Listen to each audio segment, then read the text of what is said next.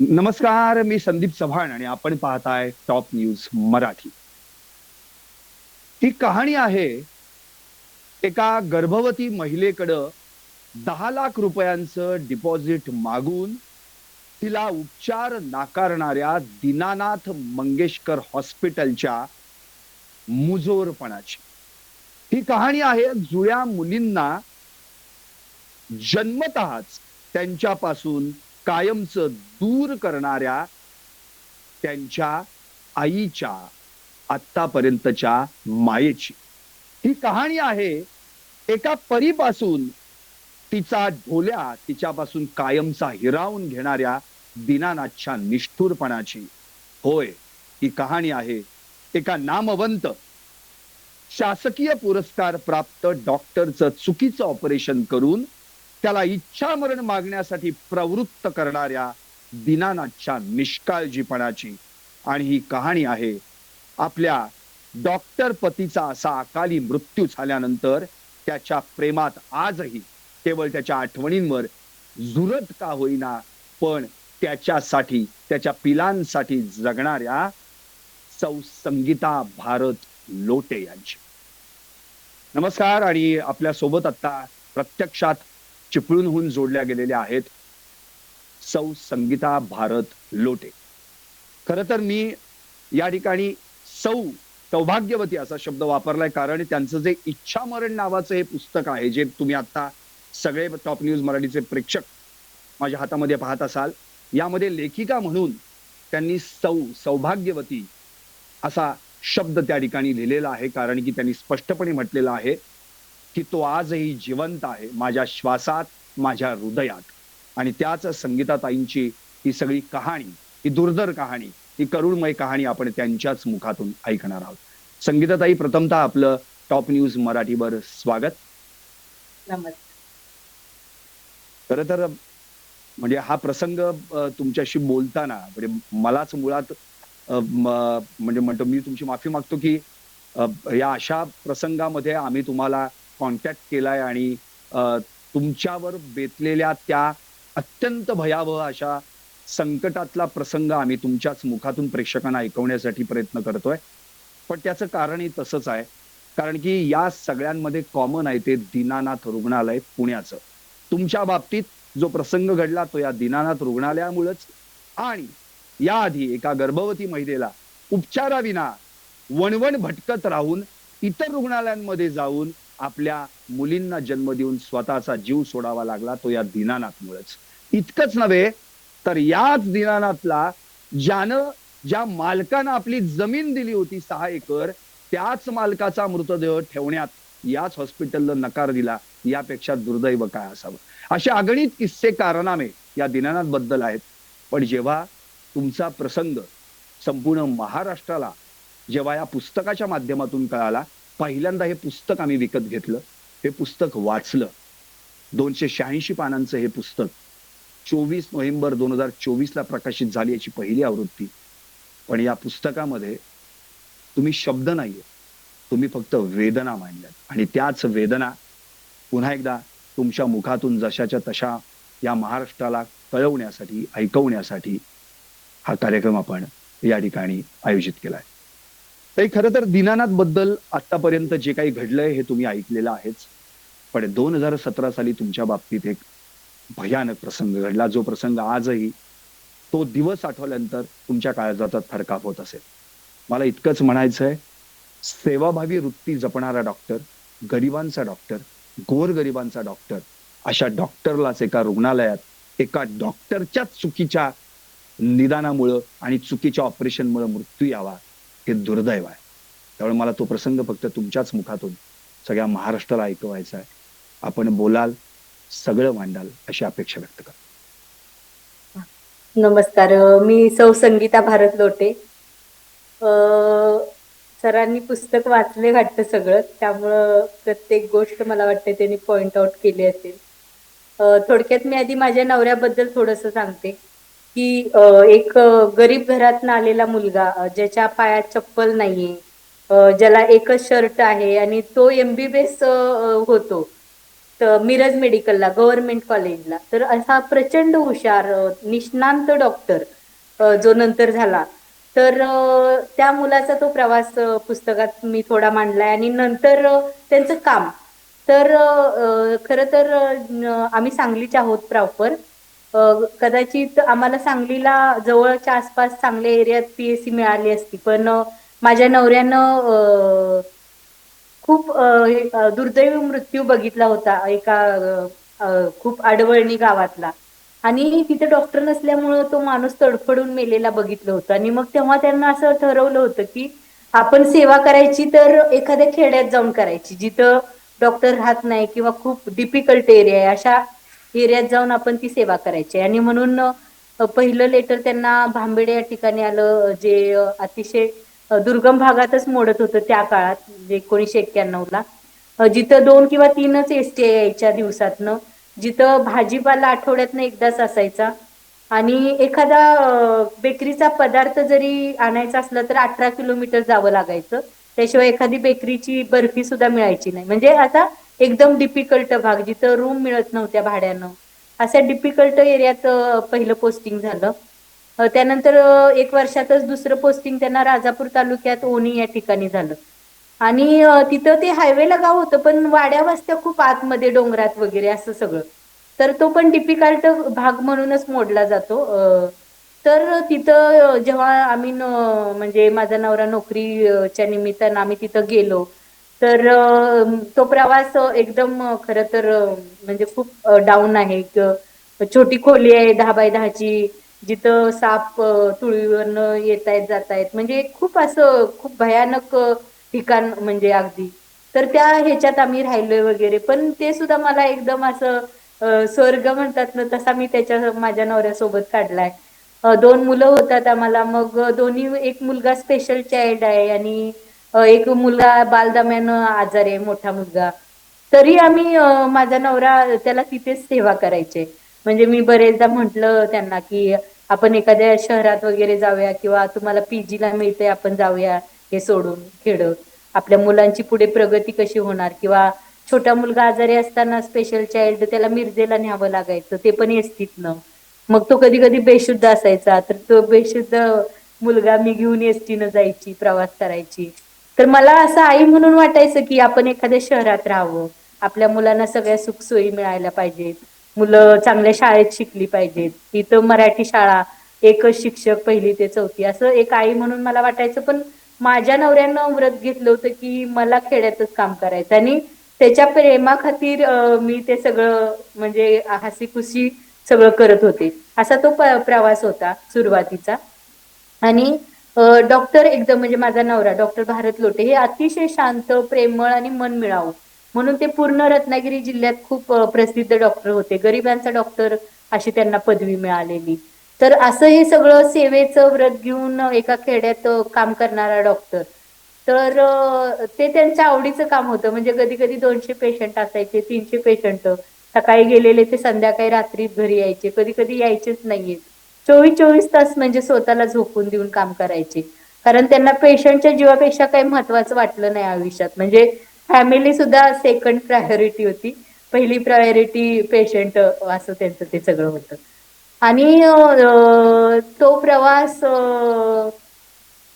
तसा सुखकर होता माझ्या दृष्टीनं. कारण मी नवऱ्यावर मी पुस्तकात लिहिले, प्रचंड अफाट आमचं एकमेकांचं प्रेम होतं. त्यामुळं त्या सगळ्या गोष्टी आम्हाला काही एवढ्या मॅटर नाही केल्या की काही सुविधा नाहीयेत, शेणानं सारवायचं आहे हे ते, पण ते मी सगळं अगदी आनंदानं हसी खुशी करत होते. हो हो हो, त्याच्यावर प्रचंड प्रेम आहे माझं अजून. म्हणजे तो माझ्या श्वासातच आहे, माझ्या हृदयात आहे. त्यामुळं त्याच्या प्रेमाखातीर मी काहीही करू शकते. म्हणजे आता जगते सुद्धा त्याच्या प्रेमाखातीरच. मी लिहिलंय ते पुस्तकात, तुम्ही वाचलं असेल कदाचित. तर असा हा प्रेमळ नवरा, खूप केअरिंग आणि लवेबल, एक चांगला नवरा, एक चांगला बाप, एक चांगला मुलगा, म्हणजे असं सर्व गुण संपन्न नवरा माझ्याकडे होता. म्हणजे कुठेच काही कमतरता नाहीये त्या माणसात. म्हणजे खोड काळे काढायची म्हटलं ना त्याच्यात, एखादा नुसका काहीतरी काढा म्हटलं तर शोधून पण सापडणार नाही. असा एकदम शांत, प्रेमळ, माझ्यावर जीवापाड प्रेम करणारा. तर असा तो नवरा खूप छान माझ्या नशिबानं मिळालेला. मी काहीतरी पुण्य केलं असेल, म्हणूनच मला इतका छान जोडीदार मिळाला असेल. आणि तो प्रवास खूप छान झाला. पण 2017ला त्यांच्या पोटात दुखलं थोडंसं आणि पोटात दुखल्यानंतर आम्ही माझी बहीण होती पुण्याला, म्हणजे मी चिपळूणमध्ये तेव्हा राहत होतो आम्ही 2017ला. तर आम्ही तिथे अतुल शेठ म्हणून एक आहेत सोनोग्राफी स्पेशालिस्ट, त्यांच्याकडे जेव्हा यांच्या पोटात दुखलं तेव्हा आम्ही तिथं दाखवलं. तर त्यांनी सांगितलं की छोटंसं एक स्पॉट दिसतोय, पण आपण सगळ्या टेस्ट करून घेऊया, म्हणजे आपण रिलॅक्स राहूया ना काय आहे ते बघण्यासाठी. म्हणून आम्ही पुण्यात गेलो. माझी बहीण पुण्यात राहत होती आणि म्हटलं की बहिणीच्या आधारानं आपण ते सगळं करू, म्हणजे काय असेल तर. मग त्या टेस्ट करायच्या म्हणून गेलो होतो, पण तिथं कळालं की बरेच ते जे असतात सगळे रिपोर्ट्स वगैरे केले आणि कळालं की एक छोटा पॅनक्रियाज वर गाठ आहे, म्हणजे स्वादुपिंडावर, आणि ती पुढे मागे भविष्यात कदाचित कॅन्सरची होऊ शकेल किंवा काय. तर छोटा आहे तोपर्यंत आपण काढून घेऊया असं तिथले एक जे स्वादुपिंडाचे स्पेशालिस्ट डॉक्टर निनाद देशमुख म्हणून होते ते, तर ते हे सगळं म्हणाले की आपण ऑपरेशन करून टाकूया आपण. आम्ही सेकंड ओपिनियन पुण्यातलेच एक देशपांडे म्हणून डॉक्टर होते त्यांचं घेतलं होतं. त्यांना हे सगळे रिपोर्ट्स नेऊन दाखवलेले, कारण आम्ही ते असं सहजासहजी लगेचच ऑपरेशनला तयार झालो नव्हतो. आम्ही सेकंड ओपिनियन घेतले होते. आम्हाला म्हणाले होते की ऑपरेशन नाही केलं तरी चालेल, डोंगर पोखरून उंदीर काढण्यासारखंच आहे, मला तर काही वाटत नाहीये काही प्रॉब्लेम होईल पुढे मागं. पण दीनानाथ मधल्या जे दीनानाथ मंगेशकर हॉस्पिटल आहे तिथले जे स्पेशालिस्ट डॉक्टर निनाद देशमुख होते, त्यांनी आम्हाला सांगितलं की हे ऑपरेशन करणं खूप गरजेचं आहे, कारण त्यांनी आम्हाला अशी भीती घातली की पॅनक्रियाज वर जी गाठ आहे ती म्हणजे आणि तुम्ही वेनाची कुठून तरी जवळून. संगीताताई म्हणजे तुम्ही ज्यांचं ओपिनियन घेतलं होतं त्यांचं म्हणणं होतं की ऑपरेशन करायची काही गरज नाही, आणि नाही, सेकंड. जिथं तुम्ही गेला हो, होतात हो. दीनानाथ मध्ये, त्यांनी मात्र तुम्हाला सांगितलं की करणं गरजेचं आहे. हो, हो. त्यांनी आम्हाला भीती घातली की ते जर गाठ आणि ती व्हेन चिकटली तर जगातला कुठलाच डॉक्टर तुमच्या नवऱ्याला वाचवू शकणार नाही, असं मला हे केलं. आणि मग मी घाबरली. मी म्हटलं की कशाला रिस्क घ्या मग, जगातला नंतर कुठलाच डॉक्टर आपण कुठे जरी गेलात तर तुमचा नवरा काय मग तुम्हाला हाताला मिळणार नाही, असं आम्हाला सांगितलं त्यांनी ना डॉक्टरांनी. आणि म्हणून मग मी म्हटलं की कशाला रिस्क घ्यायची, उगाच तरी पुढे जाऊन काय असला प्रॉब्लेम नको व्हायला. आणि मग मी त्यांना विचारलं की ह्या ऑपरेशन मध्ये काय म्हणजे आहे का जीवाला धोका वगैरे. तर त्यांनी सांगितलं की 200% काही धोका नाहीये, हे ऑपरेशन 7-8 तास चालेल, फक्त 99% तरी काहीच होणार नाहीये, 1% काय धोका सांगितला की लिकिंग प्रॉब्लेम होईल फक्त जर झाला तर. तो पण हजारात एखाद्या पेशंटला होतो लिकिंग प्रॉब्लेम, जर झाला आणि त्याला सोल्युशन नाही म्हणजे माणूस काही मरत नाही, असं त्यांनी आम्हाला गॅरंटी दिली. मग म्हटलं कशाला आपण म्हणजे रिस्क घ्या आणि म्हणजे टाळा पुढे ढकला वगैरे. म्हणून ते आम्ही ऑपरेशन 15 ते 20 दिवसात ठरवलं लगेच, म्हणजे ज्या दिवशी आम्ही गेलो ना, 11 मार्चला गेलो होतो दीनानाथला, त्यानंतर आम्ही 29 मार्चला ऍडमिट झालो. म्हणजे ते 15-20 दिवसातच आम्ही म्हटलं की रिस्क नको घ्यायला, पुढे जाऊन खूप मोठं काहीतरी क्रिटिकल कशाला करायचं. म्हणून मग भिवून घाबरून आम्ही, म्हणजे मीच बळजबरी केली खरं तर नवऱ्याला, जी मला खरं करायला नको होती. पण मला असं वाटत होतं की परत नंतर काय झालं तर मग मी काहीच करू शकणार नाहीये, म्हणून मी त्या भीतीनं त्यांना घेऊन गेले खरं तर. बर बर. मग पुढे पुढे काय झालं म्हणजे मग 29 मार्च? ऑपरेशन ठरलं एक 1 एप्रिलचं वगैरे. मग 1 एप्रिलला ऑपरेशन झालं. ते 8 तास चालणार होतं ते 12-13 तास चाललं जवळजवळ. सकाळी 8ला नेलेलं, रात्री 8लाच बाहेर, म्हणजे ऑपरेशन करून डॉक्टर आले ते. आणि मला भीती वाटत होती की ऑपरेशन एवढं का लेंदी चाललंय, किंवा 8 तासात व्हायला पाहिजे होतं, कदाचित ते म्हणजे म्हणाले ऑपरेशन कोणी केलं? निनाद देशमुख यांनी? हा, निनाद देशमुखांनीच ऑपरेशन केलं. हो. तर हां. दीनानाथ मध्येच केलं.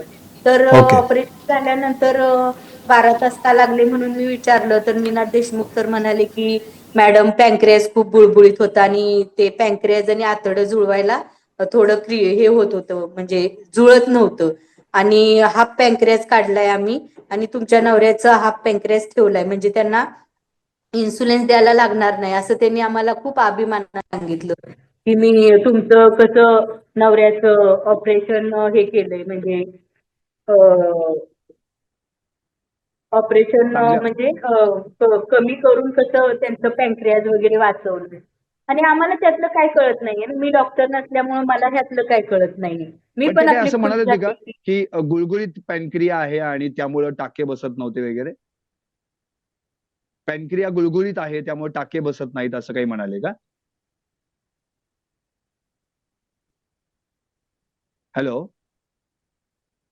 हॅलो. हॅलो. हा, पॅनक्रिया गुळगुळीत आहे म्हणून टाके बसत नाही असं म्हणाले का? हा, टाके बसत नव्हते, पण मी ते जिकडनं घालत असं म्हणजे त्यांनी अभिमानानं सांगितलं की मी एवढी ही केस हाताळली. आम्ही पण आणि 100% झालं सक्सेस वगैरे. आम्ही खुश झालो. म्हटलं बाबा झालं एकदाच चांगलं ऑपरेशन, नाही का. आणि तिसऱ्या दिवशी माझ्या नवऱ्याला खूप ताप आला, 105 वगैरे असा, आणि ऑक्सिजन लेवल कमी झाली. मग आम्हाला खरं तर दुसऱ्या दिवशी ना स्पेशल रूम मध्ये ठेवलं होतं. पण ऑक्सिजन लेवल कमी झाली आणि ताप खूपच्या खूपच होता. म्हणून परत आयसीयू मध्ये शिफ्ट केलं. मग 3-4 दिवस थांबलो आम्ही, म्हणजे मग त्यांनी मेडिसिन चालू केले, हायर अँटीबायोटिक वगैरे. हं. पण ताप कमी होत नव्हता. मग नंतर परत अजून बऱ्याच टेस्ट केल्या आणि मग परत रिओपन केलं 8व्या दिवशी ऑपरेशन. ऑपरेशन रिओपन केल्यानंतर न हाफ राहिलेला पॅनक्रियास काढला म्हणाले, आणि स्पाईन म्हणून एक पार्ट असतो तो काढून टाकला असं आम्हाला सांगितलं. आम्हाला त्यातलं काय कळत नाही ह्या क्षेत्रातलं, मी डॉक्टर बरोबर. नसल्यामुळे. आणि म्हटलं तर आता ठीक होतील, काय नाही आता प्रॉब्लेम सगळा सॉल्व्ह झाला असं सांगितलं. पण 15व्या दिवशी ना सर परत खोकला आला आणि पोटातनं चिळकांडी उडाली अशी, जसं एखादं आटोम बॉम्ब कसा फुटतो ना तसं ते फुटलं. हा. आणि मग माझ्या समोरच ते फुटले ऍक्च्युली. आम्ही दोघं गप्पा मारत उभा होतो आणि मी हसवलं होतं त्यांना, आणि हसता हसता त्यांना एकदम असं चिळकांडी उडाली. मग मी घाबरली. मी तिथल्या डॉक्टरांना, नर्सना सांगितलं की ही चिळकांडी उडाली पोटातनं, बघा काय झालंय वगैरे. मग तिसऱ्यांदा ऑपरेशनला घेऊन गेले ते. तेव्हा निनाद हा. देशमुख सर सुट्टीवर गेले होते. मग त्यांच्या असिस्टंटनं ते तिसरं ऑपरेशन केलं. म्हणजे 15 दिवसात त्यांनी जो काय खेळ मांडला माझ्या नवऱ्याच्या शरीराशी, तर तो हा. खूप भयानक होता. हे आता कळतंय. त्यावेळी असं एक आशा होती की ठीक आहे, काहीतरी थोडासा मोठा छोटा मोठा प्रॉब्लेम झालाय म्हणून हे सगळं घडतंय. पण तेव्हा असं एक त्यांनी चित्र उभा केलं होतं की तुमच्या नवऱ्याला काहीच झालं नाही आणि तुमचा नवरा पूर्ण बरा होणार आहे. आणि त्यानंतर सर त्यांची तशी काही कंडिशन सुधारत गेली नाहीये. पण म्हणजे चांगलं व्यवस्थित होते आपल्या ऑक्सिजनवर वगैरे असं. आणि खर्च मात्र खूप वाढला होता. 4.5 लाख रुपये लगेच संपले होते. आणि मग आम्हाला टेन्शन आलं, आता पुढच्या पैशांचा बंदोबस्त कसा करायचा. मग माझ्या नवऱ्यानं आयसीयू मध्ये असताना पण मला सांगितलं तू आता पैशांचा बंदोबस्त कसा करणार. तर मी म्हणाले की मी करेन मॅनेज, तुम्ही नका काळजी करू, तुम्ही फक्त बरे व्हा, तुम्हाला फक्त बरं व्हायचंय, ह्यातनं वाचायचंय, तुम्ही कसलं टेन्शन घ्यायचं नाहीये. तर ते म्हणाले असं कर, आपलं पीएफ आहे त्यातनं जेवढे पैसे मिळतील तेवढे म्हणजे म्हणजे घे. आधी आधी ऑपरेशनचा ऑपरेशनचा जो जो खर्च खर्च होता होता तो 4.5 लाख घेतला सांगितला होता होता का? का? हो, 4.5 लाख रुपये सांगितलं होतं फक्त. बर. पण ते लगेच संपले होते. मग मी हं. पीएफ साठी अर्ज केला. पीएफ चे पण पैसे काही लगेच मिळत नाहीत, तुम्हाला माहिती आहे ना सरकारी कामं कशी असतात. तर बरोबर. मग मी सारखी फोन करायची डीएचओ ऑफिसला, सर माझे पैसे द्या, मला इलाजासाठी पैसे नाहीत. मग मी त्या दरम्यान माझ्या मैत्रिणींकडनं पैसे घ्यायची उसने. खरं तर 4.5 लाख रुपये माझ्याकडे नव्हते त्या पिरियड मध्ये. कारण सर माझी आई खूप आजारी म्हणजे असायची. आणि माझी आई आजारी असल्यामुळं ना मग हे सगळं म्हणजे जेव्हा घडत होतं, म्हणजे पैशांचे प्रॉब्लेम येत होते, मग मी हा. अर्ज केला होता. तर तो अर्ज म्हणजे डीएचओ सरांना जाऊन मी एकदा विचारलं, सर माझे पैसे जरा पीएफ चे लवकर मिळाले तर, कारण माझ्याकडे पैशाचा बंदोबस्त काहीच नाहीये. म्हणजे 4.5 लाख रुपये सुद्धा सरनं माझ्याकडे नव्हते, कारण मला माझ्या नवऱ्याला ना त्यांची आई आजारी असायची, माझा छोटा मुलगा स्पेशल चाइल्ड आहे. नंतर माझी आईची जिम्मेदारी होती. मला वडील नव्हते त्यावेळेस, भाऊ नव्हता, दोघं एक्सपायर झाले होते. माझा भाऊ मोठा माझ्यापेक्षा 1-2 वर्षांना, त्याला अटॅक येऊन तो गेला होता. आणि आई खूप डिप्रेशन मध्ये असायची, त्यामुळं आईला सतत दवाखान्यात ऍडमिट करायला लागायचं. आणि 2016ला तिचं मेंदूचं ऑपरेशन झालं होतं. आणि ते ऑपरेशन झाल्यामुळं एक माझ्याकडे थोडी रक्कम होती 3-4 लाखाची, ती आईवर मी खर्च केली होती. कारण आईला कोणच नसल्यामुळं मलाच ते सगळं बघावं लागत होतं. तर असं सगळं हे असल्यामुळं ना पैसे अजिबातच नव्हते. म्हणजे हे ऑपरेशन ठरलं तेव्हा सुद्धा. मग मी माझ्या एका हं. मैत्रिणीकडनं 3-3.5 लाख घेतलेले उसने, आणि एक एफडी होती ती 1.5 लाखाची, ती मी मोडून असे ते पैशांचं 4.5 लाख रुपये मी घेऊन आले होते. पण ऑपरेशनच्या चुकीच्या ऑपरेशनमुळं परत पुढे खूप खर्च वाढायला लागला. आणि हे दवाखाना काही त्यांची चूक मान्य करत नाहीये. त्यांना हं, काहीच हं. वाटत नाहीये. त्यांना वाटलं पण नाही ना, अजून पण ते निर्लज्ज लोक ह्या मतावर ठाम असतील की आमची काही चूक नाही. पण कुठेतरी देव असतो, जे कर्म आपण करतो ते परत आपल्या जवळ येतं. आणि हे पुस्तक मी नेमकं लिहायला आणि हे सगळ्या घटना घडायला, खरं तर ते भिशे मॅडमवर ही वेळ यायला नाही पाहिजे होती. छोट्या मुली ज्यांना जन्मताच आई नाहीये हे ऐकूनच मी शॉक मध्ये होते सर. खरं तर 8 दिवस मला पोस्ट सुद्धा करू वाटत नव्हती. असं वाटत होतं हिरारीनं काहीतरी मोठा पण लेख लिहावा, काहीतरी ओरडून जगाला सांगावं की हे किती चुकीचं चालू आहे, काय आहे हे सगळं.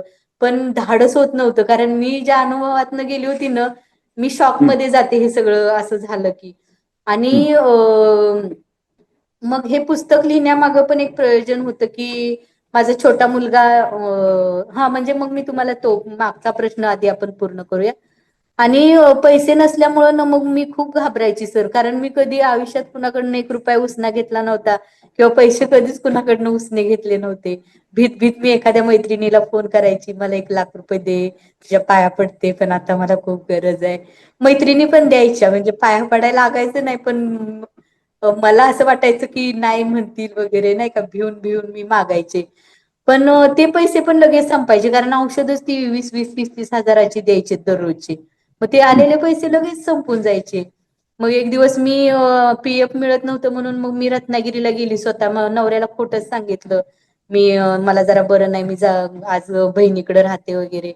आणि मी रत्नागिरी गाठली रात्रीच्या रात्री. सकाळी एका मैत्रिणीला घेऊन गेले रत्नागिरीला डीएचओ ना भेटायला. मग डीएचओ सर म्हणाले की मॅडम मी जातीनं लक्ष घालतो आणि तुमचे पीएफचे पैसे लवकरात लवकर मिळतील, असा आपण बंदोबस्त करूया.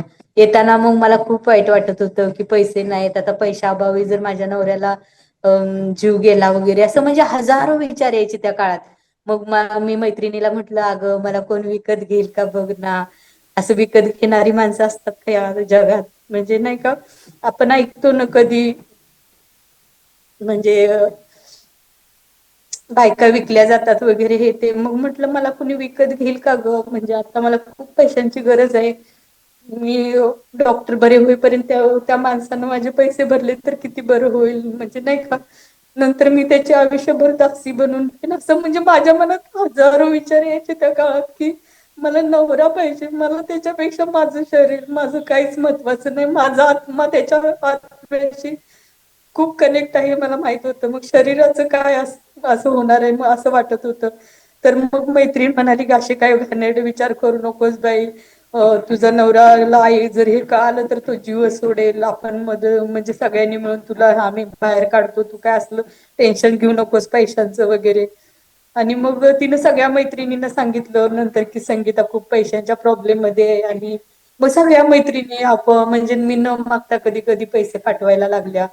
आणि ते पण पैसे संपायचे. 11.5 लाख पण जरा 1-1.5 महिन्यातच संपले. मग मला एका मैत्रिणीनं सांगितलं की ऍग्रीम मिळतो, तू तिकडे जा वगैरे, मुंबईला मेन ऑफिसला, तिथे अर्ज कर वगैरे. मग मी तिथं जाऊन ऍग्रीम साठी अर्ज केला, पण तो शेवटपर्यंत माझ्या नवऱ्याला काही मिळाला नाही. ऍग्रीम म्हणजे ऍडव्हान्स मिळतो आधी, जर तुमचा आणीबाणीच्या काळात एखादा मेडिकलचा खूप मोठा प्रसंग तुमच्यावर आला असला तर.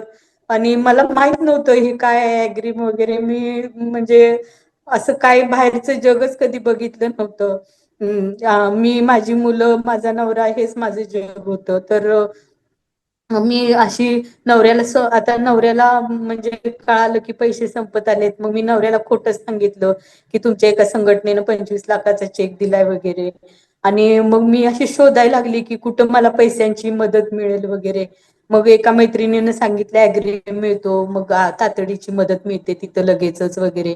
मग मी मंत्रालयात गेले. मला माहित नाही ऍग्रीम कुठं मिळतो काय नाही. मला वाटलं मंत्रालयात मिळतो. मला असं कळालेलं ती त्याच ह्याच्यावर मी गेले मंत्रालयात. मग तिथं ओमप्रकाश शेट्टे भेटले, जे राजीव गांधी योजनेचे मुख्य. मग मी त्यांना सगळी माझी हम्म. कहाणी सांगितली. मग त्यांना खूप वाईट वाटलं की एक बाई खूप धडपडत्या वगैरे. मग त्यांनी वेगवेगळ्या ऑफिसरांना फोन केला की ह्यांचा ऍग्रीम वगैरे देऊया आपण लवकर हे ते, कारण ते आरोग्यचे म्हणजे हेच आहेत ना तिथले.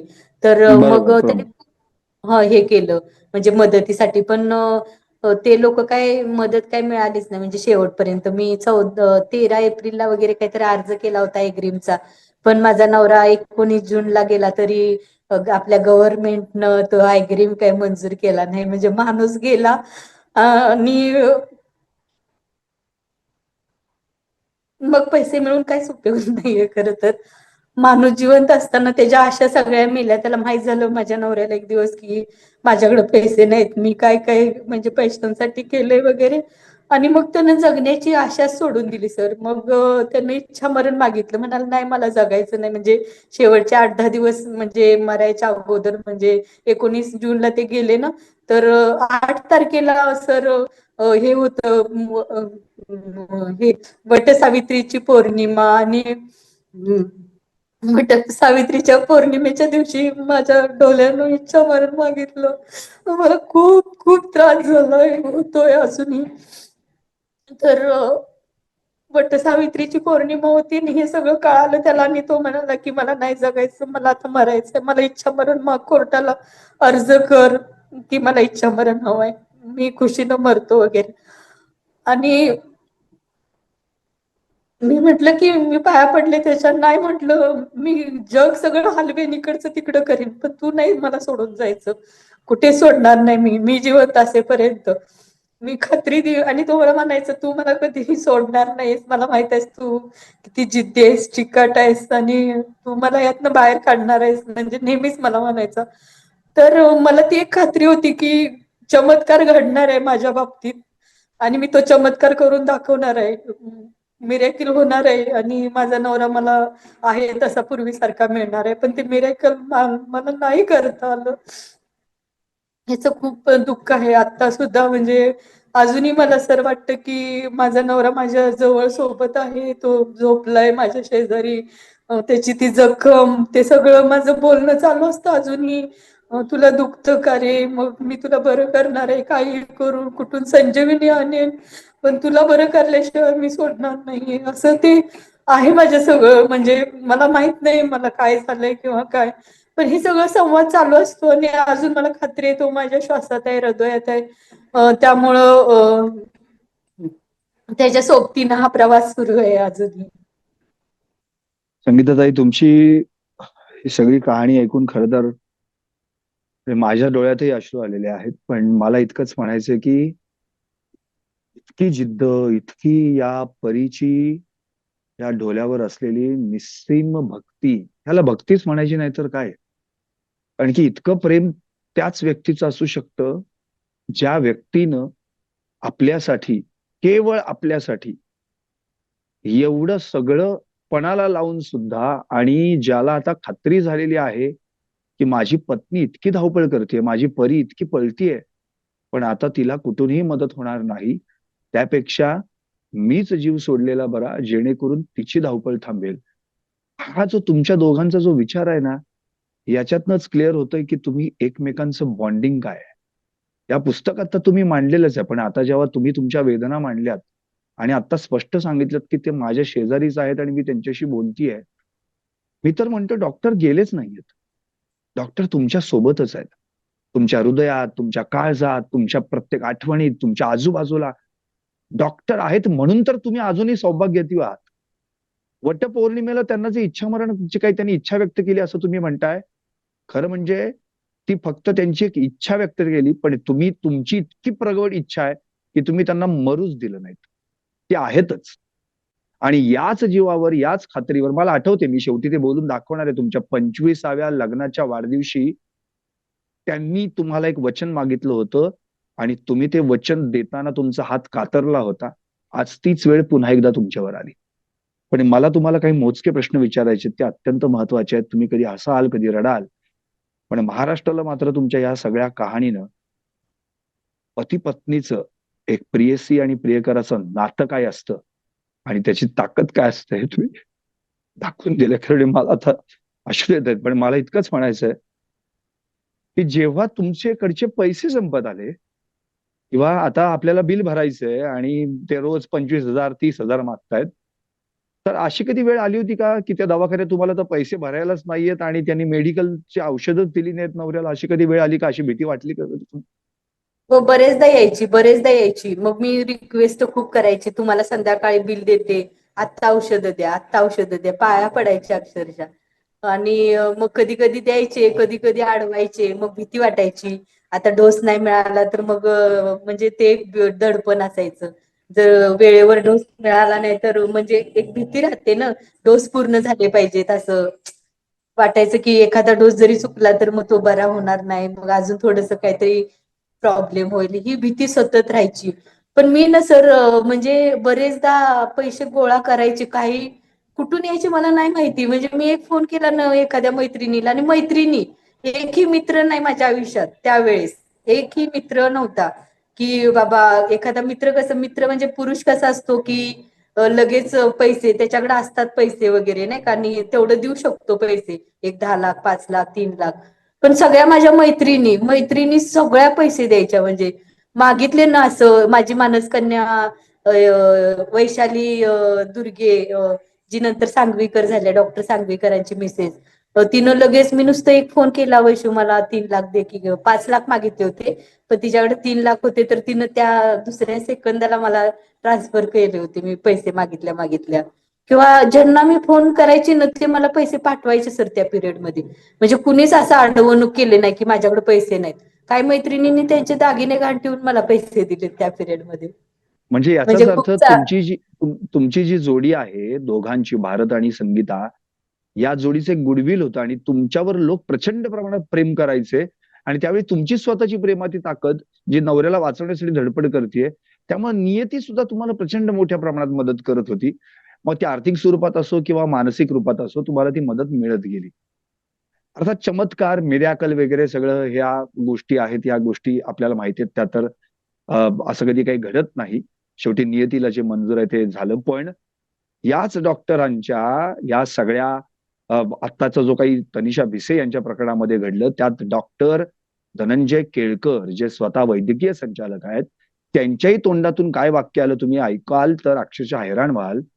की त्या दिवशी डॉक्टर घैसास यांच्या डोक्यात कुठून राहू केतू शिरला आणि त्यांनी 10 लाख रुपये डिपॉझिट मागितलं.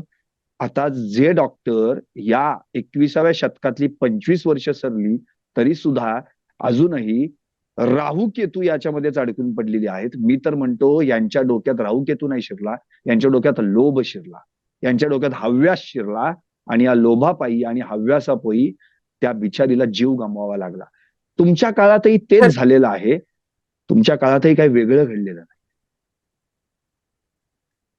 बोला बोला. खरं तर त्यांनी धर्मादाय संस्था आहे म्हटल्यावर जेव्हा असे, मग सर मला एक प्रश्न विचारायचा आहे की ह्या शासनाला किंवा भारत देशाला मला प्रश्न विचारायचा आहे की एखाद्या माणसाकडे पैसे नसले तर त्यांना आत्महत्या करायची का मरायचं असं रस्त्यावर. म्हणजे जर औषधा उपचाराला पैसे नाही तर ह्या गोष्टीचा विचार झाला पाहिजे सर. म्हणजे मध्यमवर्गीयांकडे पण असे कुठे एवढे पैसे असतात ना, म्हणजे एवढी लाखात बिलं भरायची, 20-20 25-25 लाख.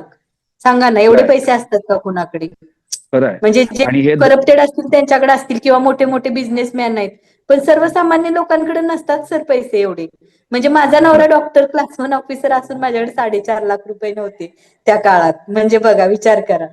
मग माझ्यापेक्षा किती गरीब बायका असतील ह्या म्हणजे समाजात, सांगा बरं. मी तर उलट भाग्यवान समजते स्वतःला की मला एवढ्या चांगल्या मैत्रिणी मिळालेल्या की ज्या माझ्या मदतीला धावून आल्या. मग एखादी जर गरीब स्त्री असेल आणि तिच्या बाबतीत हे सगळं घडलं तर ती काय करणार आहे? म्हणजे तिला स्वतःला पहिला जीव द्यावा लागला असता ना, आणि मग नवऱ्याला म्हणजे गमवावं लागलं असतं. काय करणार आहे ती? अहो खरं आहे, हे नुसतं नावाला दीनानाथ आहे आणि हेच दीन आहेत, हेच अनाथ आहेत, हेच पैशासाठी अक्षरशः हपापलेले आहेत. यांनाच पैशाचे भिकाचे डोहाळे लागलेत म्हणून यांच्याकडनं हे सगळं कृत्य घडलंय. दुसरी गोष्ट म्हणजे धर्मादाय रुग्णालय हे नुसतं नावाला आहे. चॅरिटी चॅरिटी काही नाही हो. या सगळ्या ह्याच्यामुळे कितीतरी किस्से कितीतरी प्रसंग असे बाहेर आलेत. पण त्यात तुम्ही जी धैर्यानं धीरानं आपल्या पतीला वाचवण्यासाठी जी काही धडपड केलीत ना, त्या धडपडीच्या बद्दल सुद्धा यांना काळीची किंमत नसेल. आज 7 वर्षांपूर्वी आपल्या हातून काहीतरी चूक घडली हे यांना आता अख्ख्या महाराष्ट्रातल्या या प्रसार माध्यमांमुळे आणि तुमच्या एकदा धाडसामुळे यांना कळालं असेल. खरं तर तुम्ही हे जे पुस्तक लिहिलं, हे पुस्तक ऍक्च्युली तुम्ही हे लिहिलं नोव्हेंबर मध्ये, 1.5 महिन्यात तुम्ही अवघं लिहून काढलं. मला आठवतंय 1.5 महिन्यात तुम्ही हे पुस्तक लिहून काढलं, बरोबर? हो. बरोबर. हा. आणि झालं हा होतं काय प्रसंग. सर, सांगते मी तो किस्सा हा पुस्तक लिहिण्यामागचा. हा मला हा पुस्तक लिहायचं नाही म्हणून सगळ्या मैत्रिणींनी शपथ घातलेली, कारण परत मी डिप्रेशन मध्ये जाऊ नये असं त्यांना वाटत होतं, माझ्या सगळ्या मैत्रिणींना. पण मागचा बर्थडे माझा 50वा झाला ना, तेव्हा मी खूप डिस्टर्ब होते. म्हणजे मी अशी आनंदी दाखवते मुलांना वगैरे, कारण माझा छोटा मुलगा मी डिस्टर्ब असले की खूप डिस्टर्ब होतो, म्हणून मी असं सगळं ठीक चालू आहे असं दाखवते. पण त्याला माहित आहे की आपल्या आतून खूप दुःखी आहे, तुटल्या. मग त्याला तो त्या दिवशी न रात्रभर रडला आणि तो मला म्हणाला की मम्मी, तू माझ्यामुळे जगतेस ना, म्हणजे तुला मरायचंय खरं तर, पण तुला म्हणजे मी आडवा आहे, म्हणजे तू माझ्यामुळं हे सगळं सहन करतेस आणि आपण आत्महत्या करूया दोघं, असं म्हणाला. मग मला अरे वाटलं बापरे. नाही नाही आता नाही, म्हणजे मी ज्याच्यासाठी मी एक आई पण आहे ना, म्हणजे मी बायको जेवढी प्रियसी जेवढी ताकदवर आहे, किंवा मी बायको म्हणून जेवढी ताकदवर आहे, तेवढी मी आई म्हणून पण खूप ताकदवर आहे ना. आणि मग मी असं रडत बसायचं किंवा हे करायचं त्याच्याऐवजी, किंवा मी माझ्या मुलाला आणि मला म्हणजे संपवायचं, तर मी नवऱ्याला काय तोंड दाखवणार वर जाऊन. मला असं वाटत होतं की ढोल्या काय म्हणेल तुला, तू वचन पाळलं नाहीयेस, तू आलीस अर्धच वचन सोडून, किंवा मुलाला घेऊन आलीस का, असं ते डोक्यात मग असं आलं की छोट आपलं पोरग असं म्हणतंय म्हणजे आपण चुकीचं वागतोय. मग आपण काही म्हणजे असंच किड्या मुंग्यासारखं मरून जायचं का? मग आपण काहीतरी लिहायला तरी पाहिजे. म्हणजे सर खरं तर ती लढाई मी तेव्हाच लढायला पाहिजे होती, म्हणजे ढोल्या गेल्यानंतर. पण सर मी इतकी डिप्रेशन मध्ये गेली ना, तुम्ही पुस्तक वाचलं असेल तर तुम्हाला शेवट वगैरे कळाला असेल की मी काय नक्की अवस्थेत वाचलेलं होती. आहे, नक्की वाचलंय. त्यामुळं ना मला ते म्हणजे मला वाटायचं की मी लढायला पाहिजे. पण माझा मोठा मुलगा प्रतीक आहे ना, तो काय म्हणाला, बऱ्याच लोकांना म्हणाला मम्मीला लढायचंय, केस लढायचे. पण सगळे म्हणाले की तुझी मम्मी एकटी काय लढा देणार आहे, ते काय तुमच्याकडे काय त्यांच्याकडे पुरावा ठेवणार आहे तुमचा, ते उलट तुमच्यावरच सगळं ढकलणार, आणि काय केस तुमच्या बाजूने काय होणारच नाही. पैसा जाणार तो जाणार, आणि मम्मीला त्रास किती होईल सगळ्या ह्या गोष्टीचा. ती परत परत त्याच विचारात राहील, आणि परत ती जर मेली तर मग तुम्हा दोघांना कोण आहे, मुलांना. बापाला गमवलंय ते गमवलंय, आईला कशाला गमवायचं, असं सगळ्या मोठ्या अजून जाणत्या लोकांनी त्याला सांगितलं. आणि मग तो मला म्हणाला मम्मी नाही नको, राहू दे, हे सगळं सोडून दे, राहू दे, जे झालंय ते आता काय पप्पा येणार आहेत का परत वगैरे, अशी माझी समजूत घातली.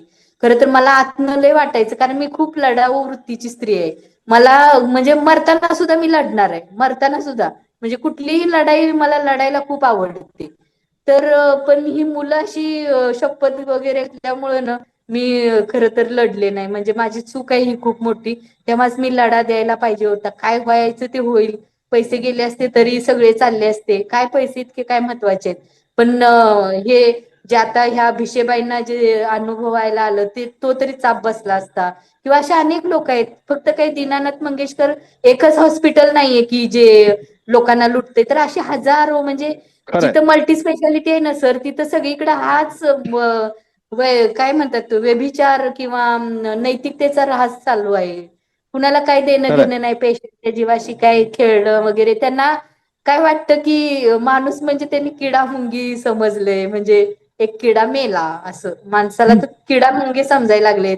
ज्यांनी एक व्रत घेतलेलं असतं, शपथ घेतलेली असती डॉक्टर लोकांनी की रुग्ण सेवा ही ईश्वर सेवा आहे. मग काय ही रुग्ण सेवा ईश्वर सेवा, कुठं मग ह्यांचा ईश्वर गेला किंवा जातोय. नुसता पैसा म्हणजेच ईश्वर आहे का, हे सगळ्या डॉक्टरांनी, खरोखर मी सगळ्या डॉक्टरांना, मोठ्या मोठ्या स्पेशालिस्ट डॉक्टरांना आणि मल्टी स्पेशालिस्ट जी हॉस्पिटल्स आहेत त्यांना नम्र विनंती करते, पाया पडते, नम्र होऊन तुम्हाला सांगते एक गोष्ट की जाताना कुणीही काही घेऊन जाणार नाहीये. आपला आतला जो असतो ना आत्मा, तो आपल्याला नेहमी आरशात बघताना हे करत असतो, त्रास देत असतो. जर तुम्ही चांगली कर्म नाही केली तर ते कधी ना कधी तुम्हाला फेडावं लागतं कुठल्या ना कुठल्या रूपानं. आणि हे चक्र आहे, तर ते चक्र कधीही आपल्यावर फिरणार आहे. तर रुग्णसेवा ही ईश्वर सेवा समजून तुम्ही सगळ्यांनी लोकांची सेवा करा, आपल्या समाजाचं स्वास्थ्य चांगलं घडवा, असं मला मनापासून वाटतंय. तर एक डॉक्टरची बायको म्हणून काही डॉक्टरांनी जरी थोडा जरी स्वतःमध्ये बदल केला तर हे पुस्तक लिहिल्याचं सार्थक होईल, किंवा डॉक्टर लोटेंना ही खरी श्रद्धांजली होईल समाजाकडनं, ज्यानं खूप काम केलंय. म्हणजे त्या कामाला मोजमाप नाहीये. म्हणजे 24-24 तास त्याला स्वतःला चक्कर कितीतरी वेळा आलेली आहे, म्हणजे 24 तास काम करून हम्म, वगैरे. हम्म. तर आपण एक माणूस म्हणून जन्माला आलोय ना, ह्याचा विचार झाला पाहिजे. म्हणजे स्वतःला पण आपण कधीतरी प्रश्न विचारले पाहिजेत ना, की आपण माणूस आहे, म्हणजे माणसासारखं वागतोय का? म्हणजे प्रत्येकानं, म्हणजे मी सुद्धा स्वतःला नेहमी विचारते की मी माणसासारखी वागते का? म्हणजे मला दिसण्याचं स्वतःचं कधी काय कधी नसतं, पण मला असं वाटतं की आपण चांगलं माणूस असणं खूप गरजेचं आहे. तर चांगलं माणूस बनण्यासाठी एक साधी गोष्ट आहे की कुणाला लुटू नका, कुणाचा हाय श्राप कशाला घेताय ना? काय घेऊन जायचं नाही ना, देवानं किती छान सिस्टीम केल्या. उघडं यायचंय ना उघडच जायचंय, काहीच न्यायची काही सोय नाहीये आपल्याला. तर काय मग काय नेणार आहे आपण यातनं ना? कशाला सामाजिक स्वास्थ्य किंवा लोकांचा तळतळाट घ्यायचा? चांगली सेवा द्या ना तुम्ही. ईश्वर सेवा, रुग्णसेवा ही ईश्वर सेवा आहे, ही व्रत घ्या सगळ्या डॉक्टरांनी. शपथ घ्या, जे आता नवीन डॉक्टर मुलं होतील त्यांनी हा इंटरव्ह्यू बघावा आणि थोडंफार तरी ह्यातलं घ्यावं. हीच खरं डॉक्टर लोट्यांना श्रद्धांजली होईल असं मला वाटतं. खरंय ताई. आणखी मागाशी तुम्ही तुमच्या धाकट्या मुलाबद्दल म्हणजे जय बाबत सांगत होतात की त्या दिवशी तो खूप रडला आणि असं म्हणाला आपण असं असं आई करू वगैरे. पण हा जय त्या दिवशी पण प्रचंड रडला होता. नुसता रडला नव्हता, तर अक्षरशः त्याचे डोळे पांढरे झाले होते जेव्हा त्याला कळालं की आपले बाबा गेलेले आहेत.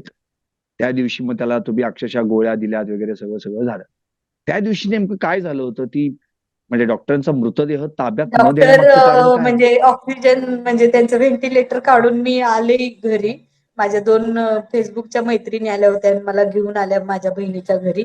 बहिणीची बदली झाली होती ऍक्च्युली तासगावला, ती गेली होती, पण ते घर आम्ही ठेवलं होतं. म्हणजे कारण जय वगैरे तिथं राहत होता, किंवा आम्ही कधीतरी जाऊन येऊन राहत होतो ना, त्यामुळे ते घर भाड्याचं तसंच ठेवलं होतं. आणि ज्या दिवशी डॉक्टर गेले ना, मी छोट्या मुलाला काहीच सांगितलं नव्हतं की तुझे पप्पा सिरियस झालेत, कारण मीच मान्य करायला नव्हते की डॉक्टर आम्हाला सोडून जाणार आहेत किंवा गेलेत वगैरे. हम्म. आणि घरी गेले, मी असं ठरवलं होतं की माझ्याकडे तेव्हा झोपेच्या गोळ्या भरपूर होत्या, आणि मी ठरवलं होतं की मी नाही आता जगणार, मला मरायचंय, मला नाही जगायचं. काय जगायचंय आता, कुणासाठी जगायचंय? म्हणजे इतकी मी स्वैरभैर झाले होते ना, मला काहीच हे नव्हतं. आणि मी आंघोळ करून आली, मला बायकांनी बाथरूम मध्ये नेलं. 2 दिवस मी तोंड धुतलं नव्हतं, आंघोळ केली नव्हती, बळजबरीनं आंघोळ केली वगैरे तिथं. आणि ठरवून आले बाथरूम मधनं की आता आपण गोळ्या खाऊन शांत झोपायचं. पण त्या दिवशी ना म्हणजे जे आला, मी घरी आल्या आल्या मम्मी पप्पा कसे आहेत कसे आहेत, मी म्हणजे त्याला चेहरा सुद्धा मी बघू शकत नव्हते. मी रडून हैराण झाले होते, पण मी असं दाखवत होते की सगळं नॉर्मल आहे. आता जयला कसं हँडल करायचं, त्याच्याऐवजी आपण त्याला हँडल करण्याऐवजी आपणच मरून जाऊया, सुटून जाऊया. ढोल्याला आणि मला एकत्र एका सरणावर जाळायचं होतं, ती पण माझी इच्छा होती. म्हटलं ढोल्याला दिलेलं प्रॉमिस मोडूया ना, आपण मरून जाऊया.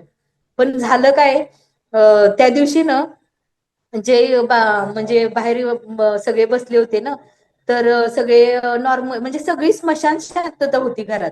सगळ्यांना माहित झालेलं डॉक्टर गेलेत, व्हेंटिलेटर काढलाय. पण जयला मी सांगत नव्हते. आता जयला काय सांगू, एकतर तो स्पेशल चाइल्ड आणि पप्पांशी खूप अटॅच. म्हणजे माझं जेवढं प्रेम आहे ना डॉक्टरांवर, तेवढंच त्याचं प्रेम आहे. मग मला भीती वाटायला लागली, आता हा पोरगा काय होईल काय नाही. आणि प्रतीकचा फोन आला की पप्पांना आता सोडणार आहेत आणि आपल्याला सांगलीला बॉडी घेऊन जायचंय. माझ्या बहिणीच्या मुलीला फोन आला आणि ती पटकन बोलली, अरे आपल्याला आत्ता जायचंय? हो का, असं. मग तो जय म्हणाला की माझा छोटा मुलगा जो स्पेशल चाइल्ड आहे, तर तो म्हणाला, अगं मोना दीदी का ग आपल्याला सांगलीला जायचंय? तर ती पटकन म्हणाली की काका आपल्याला सोडून गेलेत. आणि मग जयचे ना हातपायच वाकडे झाले आणि पांढरे डोळे झाले. जय इतका अनकॉन्शियस झाला ना की मलाच काही शुद्ध, म्हणजे मी पटकन त्याला त्याच्या गोळ्या आहेत त्या चारल्या आणि पाणी पाजलं. आणि मी स्वतः ड्राईव्ह करून तिथं शेजारी एक दवाखाना होता तिथं घेऊन गेले. तिथल्या डॉक्टरांना सांगितलं की असं असं झालंय, माझा नवरा एक्सपायर झालाय, हा पोरगा खूप अटॅच आहे आणि स्पेशल चाइल्ड आहे आणि बघा तुम्ही हे असं रिक्वेस्ट करून. मग ती खूप गर्दी होती, तर त्यांनी त्याला घेतलं, बघितलं वगैरे, त्याला गोळ्या वगैरे दिल्या, थोडा नॉर्मल करून मग आम्ही घरी आलो. त्या रात्री जे सारखा म्हणत होता मला, तू पप्पांना का सोडून आल्यास, तू घेऊन ये पप्पांना, नाहीतर मी जातो शोधायला, तो गॅलरीतनं उडी मारत होता आणि असं खूप काय काय झालं त्या रात्री. भयानक सगळं होतं.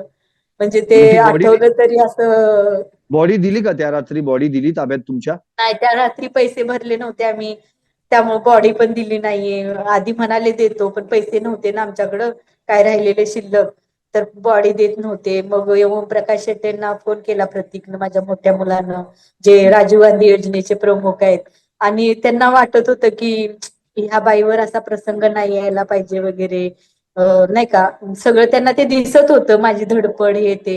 हम्म. आणि ते खूप सेन्सिटिव्ह व्यक्ती आहेत आणि त्यांनी खूप प्रयत्न केला, म्हणजे डॉक्टरांसाठी सगळ्यांशी लढले, अग्रीम साठी बऱ्याच अधिकाऱ्यांना फोन लावून झापलं वगैरे, तुम्ही काय अग्रीम देत नाही, पण शेवटपर्यंत अग्रीम काही मिळालाच नाही. आणि पैशाअभावी डॉक्टरांनी इच्छामरण मागितलं. हे खूप म्हणजे भारतासारख्या एवढ्या मोठ्या लोकशाही देशात एका डॉक्टरला, म्हणजे ज्यानं किती लोकांना जीवदान दिलं असेल, रोज 200 पेशंट ते 300 पेशंट तपासायचे, म्हणजे खरंय. 26 वर्षात किती पेशंट तपासले असतील, तर त्या माणसाला इच्छामरण म्हणजे मागितलं. एवढ्या लोकशाही मोठ्या देशात आपल्या इतकी वाईट अवस्था एका डॉक्टरची झाली, ह्यापेक्षा काय दुर्दैवी असू शकतं. म्हणजे मग गरिबानं तर काय करायचं? माझं तरी मी म्हणेन बरंच होतं सगळं, पण गरिबांनी काय करायचं, म्हणजे मरूनच एकूण जायचं ना. एकूण बिल किती झालं होतं संगीताताई या सगळ्या हॉस्पिटलचं? 35-40 लाख रुपये झाले होते सर बिल. कारण मग रक्ताचं पण रोज रक्त चढवायला लागायचं, ते काय पैसे इथं धरले जायचे नाहीत ह्या बिलात वगैरे, हम्म, ते हम्म. वेगळेच भरावे लागायचे, ते वेगळंच होतं. बरंच काय काय असं खूप खर्च झाला होता. म्हणजे मी अगदी मलाच माहित नाही की किती मी पैसे दिले असतील. आणि नंतर मी जेव्हा मेडिकल बिल वगैरे मिळालं ना, तर मी सगळ्यांना दिलं परत. कोण घेत नव्हते माझ्याकडनं पैसे. माझ्या मैत्रिणी म्हणाल्या आम्ही सरांसाठी मदत केली, पण मी म्हटलं सरांनी कुणाचा एक चहाचे पण मिंदे नाहीयेत, आणि मी माझ्या नवऱ्याला, म्हणजे तुमच्या प्रेमाच्या ऋणात मी आयुष्यभर राहीन, माझा नवरा आणि मी, पण 1 रुपया पण मी कुणाचा म्हणजे ठेवला नाही. म्हणजे मी सगळं तुम्ही पैसे, मेडिकलचं बिल मिळावं सगळे परत केले पैसे, सगळ्यांचे हो, घेतलेले? सगळ्यांचे परत केले. म्हणजे किट्टू संस्थेतनं मला पैसे आले होते ना, तर मी तिथं सुद्धा म्हणजे महिन्याला मग तिथं एक हे चालू केले, म्हणजे तिथनं आम्हाला पैसे मिळाले होते. तर म्हणजे ते एक हे आहे, पण तिथं सुद्धा म्हणजे नको, म्हणजे ह्यांना मला कुणाच्या ह्याच्यात नव्हतं ठेवायचं, म्हणून मी पण सगळ्या माझी एक अशी संघटनेने जेवढ्यांनी दिले ना पैसे, त्यांचे सगळ्यांचे परत केले नंतर. संगीताताई, माझी एक अशी माहिती आहे की इकडे डॉक्टरांचा मृत्यू झाल्यानंतर अंत्यविधीसाठी जेव्हा तुम्ही त्यांना सांगलीला नेलं होतं अंत्यविधीसाठी, तर त्या ठिकाणी सुद्धा या हॉस्पिटलनं तगादा लावला होता की आमचे पैसे उरलेत ते परत द्या म्हणून. हे खरं आहे का?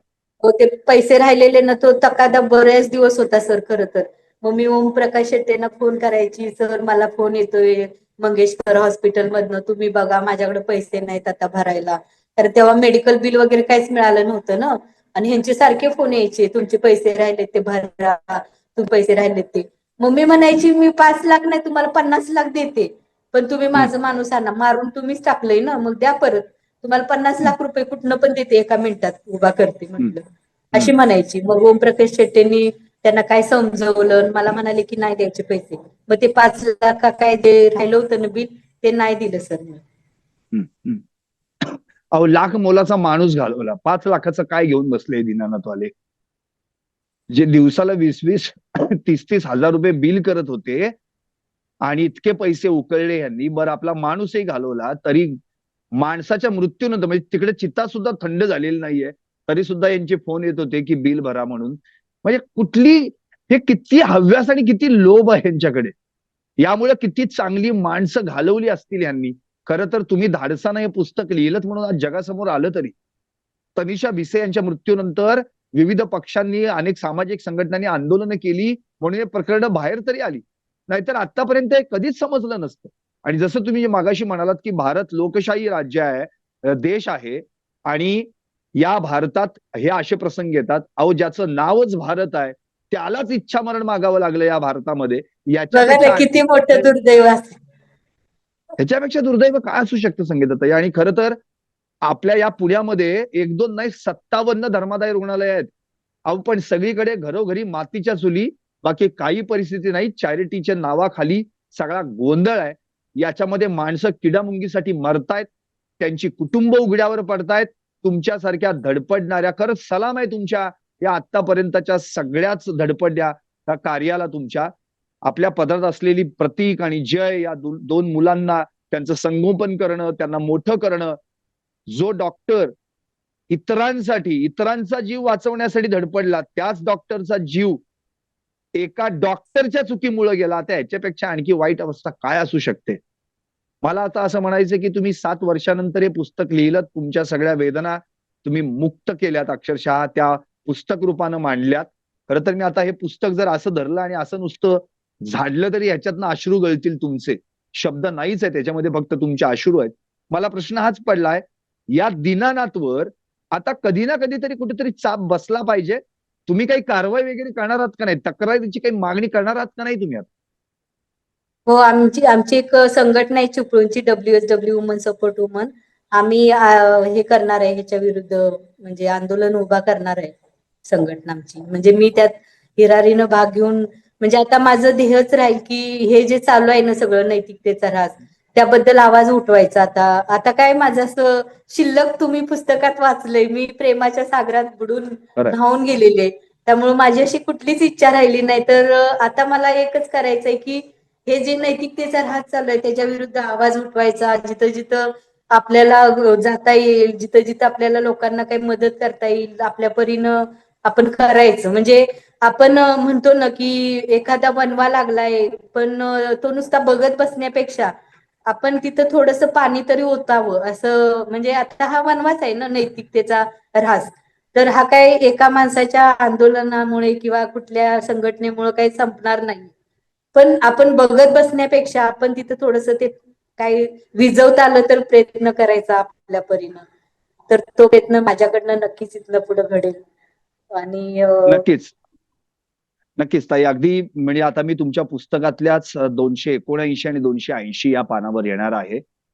हे जे आपलं पुस्तक आहे, ज्या पुस्तकामध्ये तुम्ही तुमची संपूर्ण कहाणी 286 पानांमध्ये या ठिकाणी मांडलेली आहे. खरं तर असे बरेच प्रसंग राहून गेले असतील, जे तुम्ही याच्यात लिहिले देखील नसतील.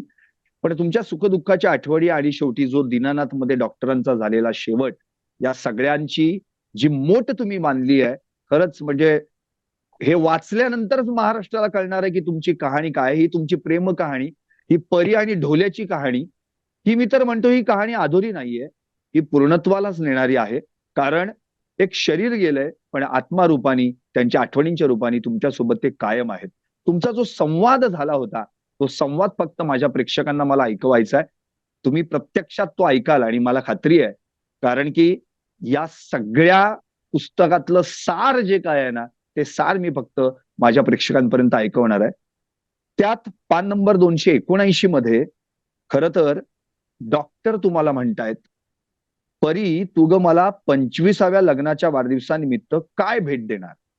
मग तुम्ही म्हणाला होतात त्यांना, अरे मी कुठं तुझ्यासारखी नोकरी करून पैसे कमावते, मी बिनकामी, मी तुला तुझ्याच पैशांनी काय देऊ सांग. तसंही तुझं एटीएम माझ्याकडेच असतं ना. तेव्हा तो म्हणाला, मला वस्तू नको आहे, भेट म्हणून. मग मी म्हणाले, माझा जीव देऊ तुला, भेट तोच फक्त माझा आहे. म्हणजे माझा जीव भेट देऊ का तुला, कारण की तेवढाच फक्त माझ्याकडे आहे. तेव्हा तो म्हणाला, त्यामध्ये तर माझा जीव गुंतलाय, मला तुझ्याकडून एक वचन हवं आहे. निपटकन डॉक्टरनं माझा हात त्याच्या हातात घेतला आणि म्हणाला, जरी मी हे जग सोडून तुझ्या आधी गेलोच, तर तू माझ्या पिल्लांसाठी या जगात कायम हसत खेळत आनंदात राहायचं. या वाक्यातनच मला असं कळालं की कुठेतरी डॉक्टरांना ही जाणीव होती का, की आपण म्हणजे हा ढोल्या परीच्या आधी या परीला सोडून जाणार आहे म्हणून. कुठेतरी त्यांना ती जाणीव झाली होती का? मी पटकन हात बाजूला केला आणि म्हणाले, तू माझा जीव माग, तोही मी हसत हसत देईन, पण तुझ्यानंतर हा मी विचारही करू शकत नाही. प्लीज मला माफ कर, पण हे वचन मी देऊ शकत नाही आणि त्याहून ते प्रेम पाळूच शकणार नाही. तेव्हा तू बोललास, परी जर तू खरोखरच माझ्यावर प्रेम केलं असशील किंवा करत असशील तर तू हे वचन कधीही मोडणार नाहीस. तू माझ्या नंतरही नेहमी हसत खेळत आनंदी राहा, तेव्हाच मी वर सुद्धा खुश असेन. माझं उत्तर ऐक ढोल्या, तुझा शब्द मी कधीच मोडला नव्हता किंवा तुला मी कधीच नाराज केलं नव्हतं, करत नाही आणि करणारही नाही. भले मी आतून कितीही यातना सहन करेन, एवढं सोपं नाही तुझ्याशिवाय जगणं. खरं तर तुम्ही संगीताताईचे पुस्तक लिहिले आणि त्या पुस्तकातलं मी फक्त सार हे लोकांपर्यंत पोहोचवलं. पण आजही तुमच्याकडे त्यांच्या ज्या आठवणी आहेत, उदाहरणार्थ तुम्ही याच पानावर दुसऱ्या पॅरामध्ये लिहिलेलं आहे, ते फार महत्वाचं आणि त्याच्याने मी या कार्यक्रमाचा शेवट करणार आहे. तू दात घासलेला तुझा शेवटचा ब्रश मी अजूनही जपून ठेवलाय.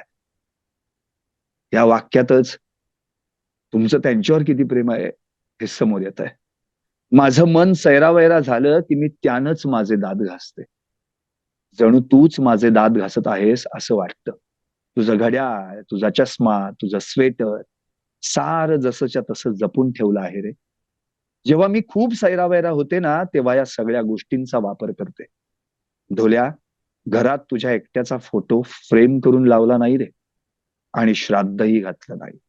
श्राद्ध तर देवाघरी गेलेल्या माणसाचं घालतात. तू तर जिवंत आहेस माझ्या श्वासात, माझ्या हृदयात.